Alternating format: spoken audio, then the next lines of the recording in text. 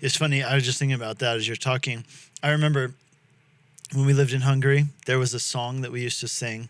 And the song says, "My eyes always look to you." And I remember having people say, "I don't feel comfortable singing that song because it's not true. Because I'm not always looking to the Lord. Sometimes my eyes go astray. Sometimes I don't look to the Lord." And what's funny, though, is that it was just a quotation from the Psalms. So it's Yeah. like, if you have a problem with that line, then you've got a bigger problem because it's actually from the scriptures.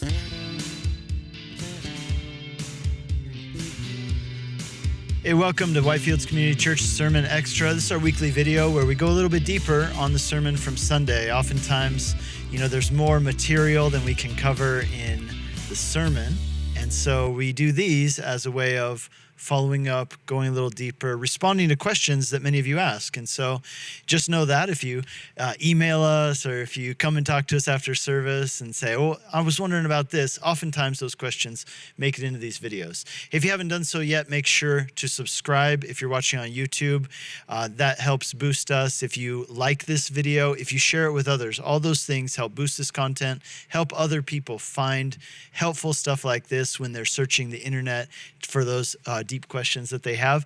Also, you can subscribe on your favorite podcast app to the Whitefields Community Church podcast. You can get our Sunday sermons as well as these sermon extras and sometimes some other bonuses on there as well. You can do that on Spotify, Apple Podcasts, Google Podcasts, wherever you listen to podcasts. And again, love it if you interact with this stuff and share it with others. That way, as C.S. Lewis said, the more we share of the heavenly bread, the more we all shall have. Right? And so Amen. We want to do that. Well, I'm joined today by Pastor Michael Payne. I'm doing the intro part today because Pastor Michael was the one teaching on Sunday. And we're going through a series right now called Servant Songs. We're looking at 4, but maybe 5 prophecies in the book of Isaiah from chapters 42 through 53 and maybe 61 for anybody who's wondering what that extra one might be. So, Mike, this was the third of 4 servant songs. This one really highlights the obedience of the servant, and I want to talk to you about that. But before I do, you said something really interesting. I wrote it down in my notes on Sunday, and that is that you said 1/3 of the Old Testament, or was it the whole Bible? 1/3 of the whole Bible, yeah. 1/3 of the whole Bible is written in the poetic genre. So I think that's interesting. Sometimes people may not realize that when they read it in English, of course, it's translated, that entire books of the Bible are written in this poetic genre, but sometimes in a given book like Isaiah, well, actually, more, let's say, for example, Genesis or other books, you have parts that are written poetically, Job, and other parts that are written more in a narrative form. So let me ask you this. How does genre, and specifically the poetic genre, or in this case, songs, how does that affect our reading and interpretation of the text?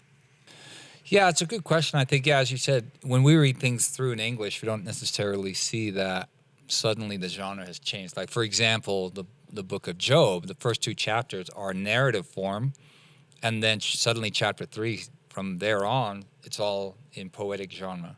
And so, as you're reading, you don't really realize that that's... I mean, sometimes you can tell that it's happened a little bit, but, I think it's important to know because I think the rules can change, when you move from one genre to another. When you're talking about narrative, the idea of being, exact, being, about what you're saying, the facts, the way they are said, I think are different. When you're telling a story with somebody, you're relaying historical data or data to people. You want to be sure about what it exactly you're saying, and those things are measure differently than when you are going to poetry, where suddenly you're introducing things like allegory and metaphor and hyperbole, and these things that, like we do in our type of poetry, we are trying to make a point sometimes by using hyperbole or by using allegory to introduce certain ideas. And so the idea of, is this literal or is this allegory? That those are questions that need to be asked when you move into a different genre. Now, does that mean always that something is always allegory, always metaphorical when we move into, the poetic genre. No, that's not. But I think it's important as the reader to be aware of these things and understand that the author is attempting to make a point by using these other literary devices that might not be used in more of a narrative form, like when writing Matthew or Luke, where he's trying to recount certain things. He's not moving into allegory. He's recounting certain facts that happened at a particular time, a particular day. Where moving into poetry and song, we might be talking about allegorical things, and we need to make that determination, or at least be aware of that this has happened within. And as as you said, like whole books of the Bible, Song of Solomon, Psalms, Proverbs, are moving into the more poetic genre. Job, of course, even parts of Genesis, as you said. You're talking about the book of, the Song of Moses, or Judges, the Song of Deborah, or these kind of things, that you find in the Old Testament. And as you said, 1/3 of our, entire Bible is in poetic genre. So people are, something that's important. It was an important way of communicating a lot of information, especially, back in Near Eastern time. So It's funny. I was just thinking about that as you're talking. I remember when we lived in Hungary, there was a song that we used to sing. And the song says, "My eyes always look to you." And I remember having people say, "I don't feel comfortable singing that song because it's not true. Because I'm not always looking to the Lord. Sometimes my eyes go astray. Sometimes I don't look to the Lord." And what's funny, though, is that it was just a quotation from the Psalms. So it's like, if you have a problem with that line, then you've got a bigger problem, because it's actually from the Scriptures. In other words, what you're saying is that should affect what we expect from the Scriptures, right? As far as, they're using hyperbole and they're using these kind of literary devices in order to communicate something. It's interesting how you also talked on Sunday about how Hebrew poetry tends to take a subject, and then rather than like taking a linear thing, like we're going to move from A to B, it rather like attacks that point from multiple angles. And we see this in the Proverbs a lot of times, right? Like where they'll give a topic and go at it from different angles, and sometimes say things which might appear contradictory, but they're not contradictory, they're complementary. So if, like, for example, it'll say, you should, how does it say? It's like something about a fool in his folly. Yeah. I remember. I think we've talked about this before. Don't respond to a fool in his folly, lest you become like him. But then another time it says, respond to a fool in his folly, lest he think he's right. And you're like, well, that's kind of didn't you just say the opposite of that? Well, again, it's a principle, and knowing how to apply that principle requires wisdom, and it applies in the different situation that you're in. And also, of course, God's leading in that. And so I think that, you're right, like knowing the genre helps us know what to expect from the Scriptures and interpret them the way that they're meant to be interpreted. Like, for example, we've talked about this before, but David says in one of his Psalms, I soaked my bed in my tears. Well, I mean, did he literally soak his bed? I mean, was it completely drenched in tears? That would take this many tears. A lot of crying. Yeah, and that would take, you could even say the human body's not capable of producing enough tears to actually soak your mattress. But if you understand what he's saying is true, which is, I cried a lot. But he's saying it in a poetic way. Now, what would you say to somebody who says, yeah, but, all this stuff about genre, that's a slippery slope, man, because now you're just not taking the Bible seriously? Well, I mean, I think it's important in any textual criticism is how was it written and how was it interpreted by the people who wrote it. And so I think you are taking it more seriously if you actually dial down into the fact that this was Isaiah sang these prophecies to the children of Israel. And why did he use song? Well, for them to remember, and why is that important? I think, dialing down into looking at how this was written, how so much our Old Testament is written, not in the vacuum of just to Israel, but in the whole region, and how did people communicate back then, and one of the ways that Near Eastern cultures transmitted information, history, and these kind of things was through song. And so I would say, I think you're taking the Bible more seriously when you dial down into the different genres, because you're trying to truly understand what is meant. I think you get a greater understanding of what the text actually said to the people and how they received the text. And I think one of the most amazing things to me, when you think about genres and you think about how the Bible has been written and been transmitted over all the years, from the original Hebrew has now been translated into some 3,000 languages, yet the meaning has not been lost.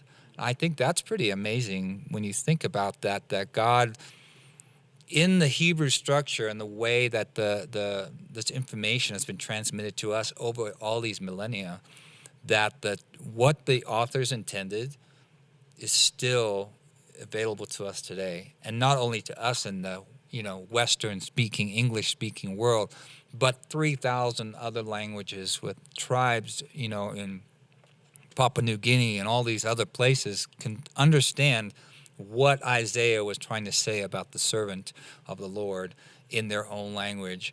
And I think that's pretty amazing to see how God used a structure to transmit this much information, important information, life-changing information about the servant of the Lord to us now living in the 21st century. I think that's amazing. Cool. I'm going to go back to my notes because I've got some more questions for you. Here's one for you. If Jesus was fully God, this is something that somebody asked me after church. They said, listen, if Jesus is fully God, how is it that you mentioned in your sermon that he had to learn obedience? Which, by the way, is taken directly from Hebrews, the book of Hebrews, where it says that Jesus learned obedience through what he suffered. So if Jesus was fully God, then what is this about him learning obedience to essentially kind of like himself, right? Like, so talk to me about that. Well, yeah, I think it plays to the fact that he was fully human. He was fully God and fully man, which means he took on the limitations of the human, of the same thing as we did, so that he could fully identify with who we were, like Hebrews tells us, that he was not, he felt all the same things we did. He thirsted, he hungered, he had the full range of emotions and all these kind of things. He grew as a child, says in Luke I think 2:51, that he grew in stature and wisdom, and then that exchange that he has with the Pharisees in Luke chapter 7, where he's like, I learned from my Father, and that's John chapter 7, sorry, and that's a theme all the way through John, that the things that he expounded to his disciples and to the people were the mission that he was on was not a mission of his own. It was taken from learning from the Father. And I think it just spoke to the fact that in order to understand, what he was going to go through, he had to become one of us. That's what, Philippians chapter 2 talks about. He set aside that to become one of us, to be able to provide salvation for all of us. So I think that is just an aspect of his humanity, that he was able to identify with us in that way. So Philippians 2, right, it says that he emptied himself and took on the form of a servant. And so, we're talking about servant songs. Here he's emptying himself. What did he empty himself of? He emptied himself of his special abilities as God, which is actually super fascinating, because what that means then is that the things that Jesus did, sometimes people are like, oh, well, yeah, of course Jesus didn't sin because, he's made of different stuff than we are, right? He's God, easy for him to do. But not if you understand the fact that he emptied himself, that he became fully human. He never ceased to be God ontologically, and yet he emptied himself of his special abilities as God, if you will. Like, obviously, emptied himself of his omnipresence, emptied himself of his omniscience. He said when he was here on earth that there were things that only the Father knew. And so what that means is that the things that Jesus did, he did them by the power of the Holy Spirit, the same power which God has made available to us. And that's really incredible, because I think, like I said, it's a way that people sometimes would be dismissive or maybe let themselves off the hook and say, well, yeah, sure, Jesus was tempted in all ways as we are, but without sin, but it was easy for him because he's God. No, he was emptied, became like us in every way, was tempted in every way that we are without sin. So that gets to the next question. If Jesus was fully human, then why is that important? What did Jesus accomplish? You mentioned that he was obedient. Okay, but is that just like a nice feature of who he was that is a good example for us to follow? Certainly that, but is it anything more? Did he accomplish anything for us through his obedience? And tied to that, why is it necessary that Jesus was fully human? I think it was necessary. I mean, his obedience stands, of course, in contrast to our disobedience, which is kind of pointed out in the servant song in Isaiah, the third one. The servant's obedience stands in contrast to the disobedience of Israel, which is what makes it all the more amazing what God did for us. I mean, the fact that he stood in our place in our disobedience and became the perfect obedient lamb who was slain on our behalf to fulfill the requirements of the law, which we could not do in our own flesh, and he was able to do as the Son of God, but as also the Son of Man in the sense, the human, in taking our place. And so I think it was, I think that obedience factor is essential in the whole equation, because it's essentially our disobedience that put us in the place. That hostility that Ephesians chapter 2 talks about, that is the hostility that stands between us and the Father, is our disobedience. And, that we were enemies with him. And yet Jesus, in his obedience, brought peace brought that bridge, between us and the Father. And then that obedience was, I think, the key factor in all of that. So. Yeah, that's really good. So just maybe like some follow-up verses for people who are interested in going further on this topic of like obedience and disobedience. I think one of the most interesting places to go for that is Deuteronomy chapter 28, where essentially what Moses is doing there, and it's actually multiple places in Deuteronomy and in Exodus. So in Exodus chapters 19 through 23, Moses first tells them, okay, I'm going to give you this law. If you keep it, you'll be blessed. If you don't keep it, you'll bring a curse upon yourself. You'll incur judgment upon yourself. And the people are like, got it. And we're going to do a great job. We got this. And then he tells them what the law is. And then he does this ceremony where he sprinkles blood on the people and essentially says, if you don't keep these laws perfectly, you are saying, let our blood be upon us. In other words, we deserve to die and be judged by God. And they're like, yep, we got it. He sprinkles the blood on them, and that very same day they break the law, right? Like that's really telling. And then in Deuteronomy 28, there's even this whole thing where these people cry out to each other from these two mountains. You might remember, right? Like Mount Sinai and Mount Gerizim, and they cry out to each other and they say, here are the blessings, here are the curses. What will you do? And there's like this long list of blessings and then an even longer list of curses for disobedience. So blessings for obedience, curses for disobedience. And the message is, again, all of these things preparing us and equipping our hearts to understand what Jesus has done for us.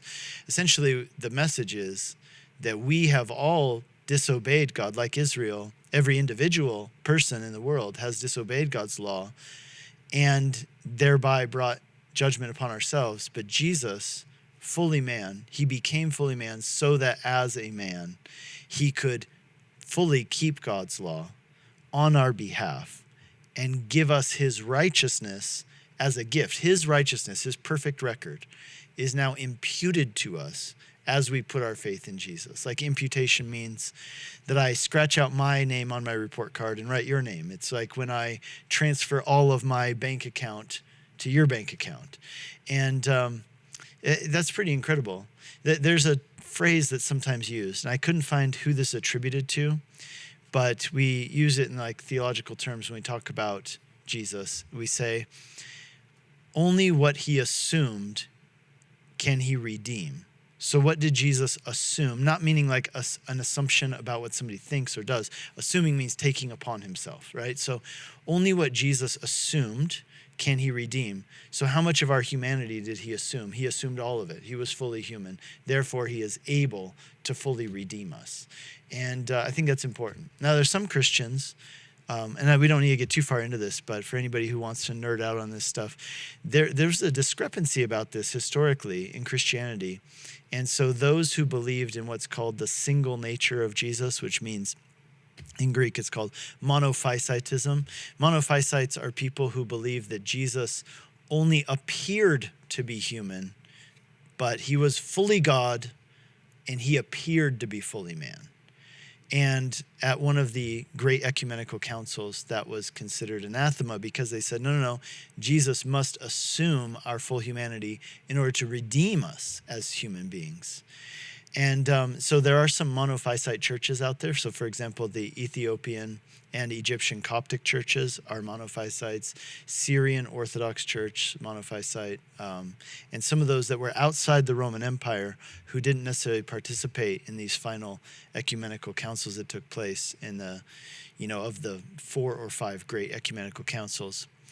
So that's just like, if you've made it to this part of the video, you get the bonus material because, that's that's something we don't usually bring up in the Sunday sermon. Yeah, and thinking about that, I can see how Muhammad could make the leap to, because when I lived in Syria, I'd have these discussions with my drivers all the time, and it would always be, our religions are exactly the same except for that one thing, the cross, and it was really funny, but. One of the things of the Islam is that they believe that the Christ consciousness was upon Jesus, and then it left him, and then went on to the next prophet, the next, and that it was just Jesus just appeared to be, to have that nature, but it wasn't really like what you were talking about, and so it's to make that leap to what Islam now purports about who Jesus was. You can see how that's not a difficult leap to make. Yeah. And I think that's why it's so important to understand, what does the word Christ mean? That's something we've defined recently. I mean, Christ is just the Greek word for Messiah. Messiah means anointed one. Why? Because the Messiah would fulfill these 3 roles in perfection: prophet, priest, and king. In other words, there's no such thing as a Christ consciousness. There is a Christ who is a person who does these things. It's not something that just now I have the Christ consciousness and maybe someday you will too, right? No, it's that's not how it works. Yeah. But understanding, that's why we got to define terms.